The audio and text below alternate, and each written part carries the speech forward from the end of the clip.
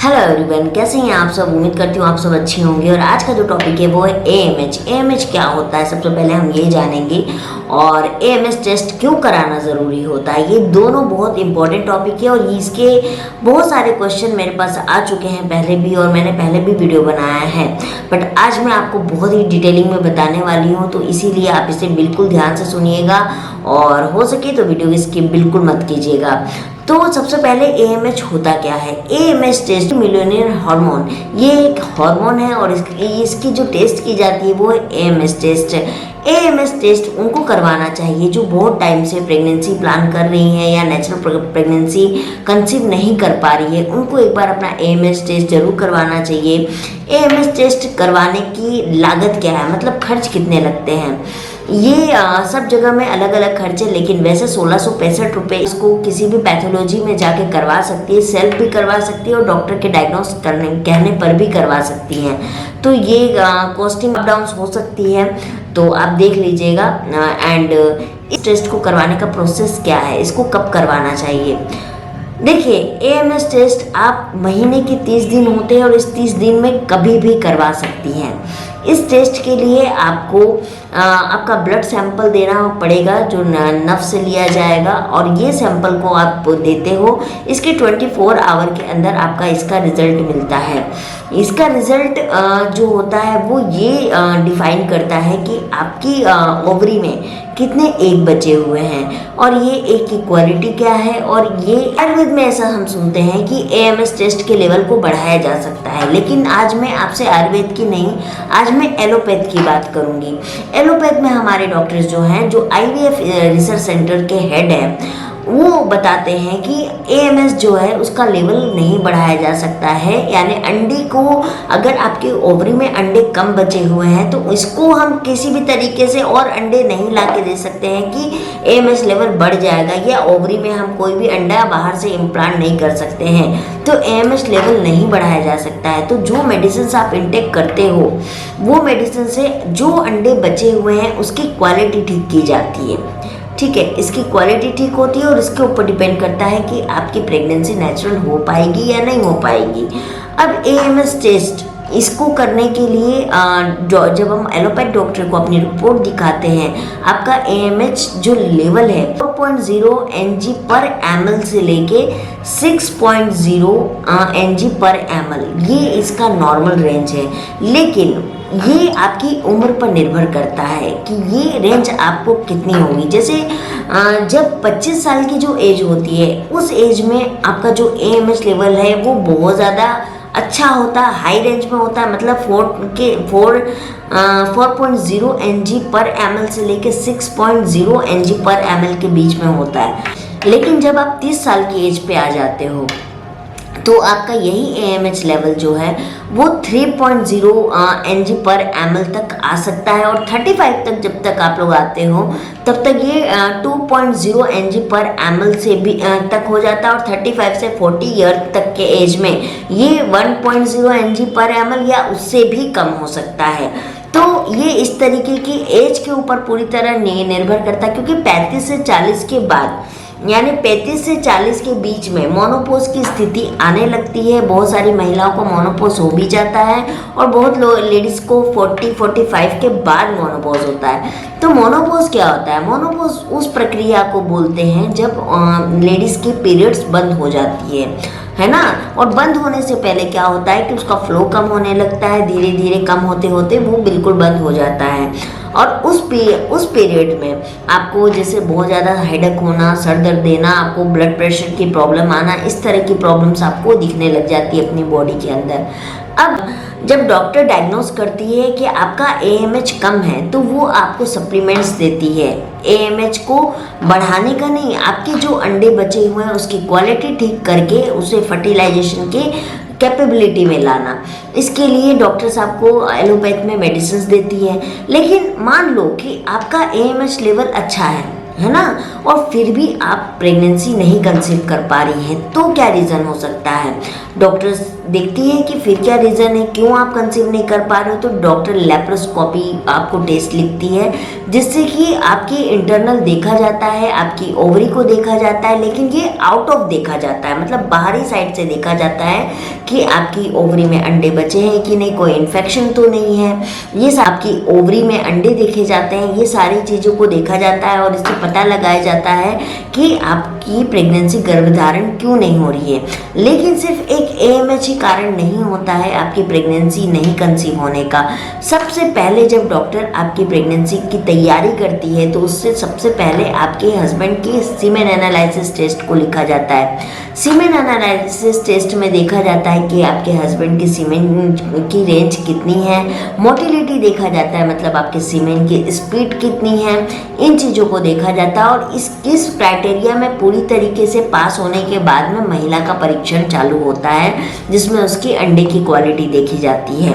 और ये करने के बाद में भी अगर आपको सही रिपोर्ट नहीं आ रहा है तो फिर उसका टेस्ट दूसरे तरीके से किया जाता है और उसके बाद में IUI सजेशन मैम करती हैं। लेप्रोस्कोपी के बाद में अगर नहीं फिर भी आपको कंसीव हो रहा है तो IUI आपके लिए करती है और IUI भी आपकी 3 साइकिल 4 साइकिल करने के बाद भी अगर आपको कंसीव नहीं होता है तब जाके डॉक्टर जो है वो IVF के लिए सजेस्ट करती है। तो ये पूरा प्रोसेस होता है। अब जैसे कि हमारे गायनोवेदा की बात करते हैं, गायनोवेदा में AMH के लिए जीव टैबलेट को बताया गया है कि इससे आपका AMH लेवल बढ़ता है, लेकिन मैं आपको फिर बता दूं कि AMH लेवल बढ़ता नहीं है, जो अंडे बचे हुए हैं उसकी क्वालिटी ठीक होती है, लेकिन आपकी एग की क्वालिटी बहुत हद तक इम्प्रूवमेंट होती है और आपके फर्टिलाइजेशन के चांसेस बढ़ने लगते हैं। तो आप वैसे फ्रूट्स ले सकती हैं, फल ले सकती, वेजिटेबल्स ले सकती हैं, उसके लिए मैं आपको अलग से वीडियो बना दूंगी। आज मैं डेडिकेटेडली AMH के ऊपर ही वीडियो बना रही हूँ। अब AMH टेस्ट जो है वो करवाने के बाद भी अगर आपको नहीं कंसीव हो रहा है, आप नेचुरली प्रेग्नेंट नहीं हो रही है, तो एक चीज़ और आप नोटिस करिएगा कि आपका पीरियड का फ्लो कितना है, आपके पीरियड कितने दिन में आ रहे हैं और आपका पीरियड का कलर क्या है। कलर भी बहुत डिपेंड करता है कि आपको कोई और मेजर प्रॉब्लम तो नहीं है, ब्रिक रेड है, ब्राउन है, मैरून है, किस कलर का आपको ब्लड आ रहा है, ये बहुत इंपॉर्टेंट है। साथ ही साथ आप अपने फ्लो को बिल्कुल मेजरमेंट करिए कि आपका फ्लो कैसा जा रहा है। इसके बाद में आप डॉक्टर से मिलिए कि आपको ये प्रॉब्लम्स हैं, इससे पता चल जाएगा। कुछ हद तक हमको अल्ट्रासाउंड से भी पता चल जाता है कि आपकी बॉडी में, आपकी ओवरी में क्या प्रॉब्लम हो रही है, क्योंकि PCOS PCOD जो डायग्नोस होता है वो अल्ट्रासाउंड के थ्रू होता है, तो उसमें भी बहुत आराम से पता चल जाता है कि आपकी बॉडी के अंदर क्या चल रहा है। लेकिन लेप्रोस्कोपी में क्या होता है कि बहुत डीपली इंटरनल मालूम चलता है कि हाँ ये प्रॉब्लम है, और डॉक्टर जो है ये सारी जो टेस्ट होती हैं वो IVF सेंटर्स ही इसको करवाती हैं। वैसे गायनोकोलॉजिस्ट भी ये टेस्ट लिखती हैं, करवाती हैं। इनफैक्ट अभी तो प्राइवेट जितने नर्सिंग होम्स है वहाँ पर भी ये हो रहे हैं, लेकिन IVF सेंटर में ये बहुत ज़्यादा अच्छी तरीके से काउंसलिंग करने के बाद किया जाता है। तो AMH से आप ये मत डिसाइड कर लीजिए कि आपका AMH लेवल कम है या आपका AMH लेवल ज़्यादा है तो आपको कंसीव नहीं कर सकती। PCOD PCOS के केस में ऑलवेज आपका AMH लेवल है वो बढ़ा हुआ ही होगा, बिकॉज ऑफ जितने एग, ये जो PCOD में जो आपके जो छोटे छोटे सिस्ट होते हैं ओवरी में, या एक ओवरी में हो या दोनों ओवरी में, ये सिस्ट क्या होते हैं, वो एग होते हैं जो हमारी ओवरी में होते हैं, जो रिलीज होने का समय होता है और वो रिलीज ना होके हमारी ओवरी में ही चिपके रह जाते हैं, जिसमें कि फ्लूइड भर जाता है, वाटरी ट्रांसपेरेंटरी इस तरह के उसमें फ्लूइड भरते चले जाते हैं और वो हमारी ओवरी में चिपक जाते हैं और वो फूटते नहीं हैं वो अंडे, और वो चिपक जाते, धीरे धीरे वो सिस्ट का रूप ले लेते हैं। तो इस वजह से हमारे जो PCOD PCOS के केस में हमारा AMH लेवल ऑलवेज बढ़ा हुआ रहता है। कम होता है तो वो एक कंडीशन में कम होता है कि एज की क्राइटेरिया में कम होता है, हेल्दी फूड नहीं खाने की वजह से कम होता है, बहुत ज़्यादा स्ट्रेस में अगर आप रहते हैं तो आपका कम हो सकता है, या आप उसके साथ साथ बहुत सारी बीमारियों से जूझ रहे तो भी AMH के ऊपर असर पड़ता है, या आपका ओवरी से रिलेटेड या आपके यूट्रस से रिलेटेड आपको कोई इन्फेक्शन प्रॉब्लम है या कोई ऑपरेशन आपका हुआ है तो भी आपको AMH पे इफेक्ट पड़ सकता है। तो इसके लिए आप ये मत सोचिए कि आपको AMH सिर्फ एज की वजह से होता है, इतनी सारी प्रॉब्लम्स की वजह से होता है। अभी के शोध में ये माना गया है कि मिनिमम 23 इयर्स की गर्ल्स को भी AMH की इश्यूज आ रही हैं। तो अगर जो महिला 35-40 एज के बीच में है तो वो ये ना समझे कि सिर्फ आपको प्रॉब्लम आ रही है। आज के डेट में 23 ईयर्स से लेके 40 ईयर तक की महिलाएं इस प्रॉब्लम को फेस कर रही हैं। इसको ठीक किया जा सकता है। जो अंडे अभी आपके ओवरी में बचे हुए हैं उसी से आप ठीक हो सकती हैं। तो आज जो मैंने आपको बताया, क्योंकि मैं IVF सेंटर से मेरी बात हुई थी, मैंने उनसे बात की थी, मैं गई भी थी और मैंने इस चक्र को पूरा देखा। और मैं आपको एक बात बता दूं कि पहले मैं IVF सेंटर में एज अ काउंसलिंग किया करती थी, तो मुझे इसके बारे में नॉलेज तो था ही, लेकिन मैं गायनोवेदा पे डेडिकेटेडली आपको बता रही थी। लेकिन सारी ऐसी महिलाएं हैं जो एलोपैथ में ही अपना ट्रीटमेंट करवा रही हैं। तो आप IVF IUI की तरफ जाने से पहले सबसे पहले अपना AMH टेस्ट को मेजरमेंट करवाइए और अपने हो सके तो एक बार लेप्रोस्कोपी जरूर करवा लीजिए। अल्ट्रासाउंड आप रेगुलर करवाइए। अगर आप PCOD के पेशेंट हैं, आप गायनोवेदा ले रही हैं या आप एलोपैथ की मेडिसिन ले रही है, हर 2 महीने में अपना एक अल्ट्रासाउंड करवाइए और उसमें आप देखें कि आपकी क्या इम्प्रूवमेंट हो रही है, जिससे कि डॉक्टर को भी काफ़ी हेल्प हो जाएगी।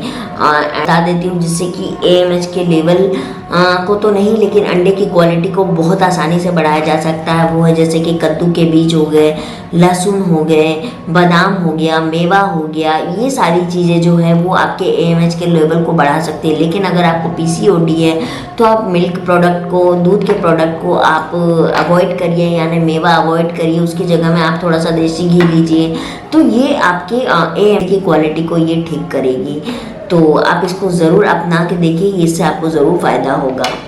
महिलाएं गायनोवेदा ले रही हैं, उनसे मैं बोलना चाहूँगी कि आप जीव टेबलेट के साथ साथ में जो फूड मैंने बताया है उसको लीजिए, लेकिन आप अपना अल्ट्रासाउंड ज़रूर 2 महीने में एक बार करवाइए। इससे आपको पता लगेगा कि आपको कितनी % इम्प्रूवमेंट हुई है और कितनी नहीं हुई है। इससे आप डॉक्टर से आसानी से बात कर सकते हैं। यहाँ पर मैं गायनोवेदा के जो मैडम हैं, डॉक्टर हैं, उनका मैं आपको यहाँ पर मेल ID दे रही हूँ। आप उनको अपना रिपोर्ट सबमिट करके अपनी प्रॉब्लम्स को मेल कर सकती हैं, वहाँ से वो आपको ज़रूर रिप्लाई करेंगी। तो ये मैं आपको दे रही हूँ, आप उनसे भी अच्छे से बात करिए, डिटेलिंग में बात करिए, जिससे कि आपको आपका प्रॉब्लम का सॉल्यूशन मिल सके। तो आज के लिए AMH पे मैं आपको बस यही बताना चाह रही थी। एंड चलिए मैं मिलती हूँ आप लोगों से नेक्स्ट वीडियो में। तो आपको मेरे वीडियोस फिर भी मिलते ही रहेंगे। तो चलिए मैं मिलती हूँ आप लोगों से ब्रेक के बाद।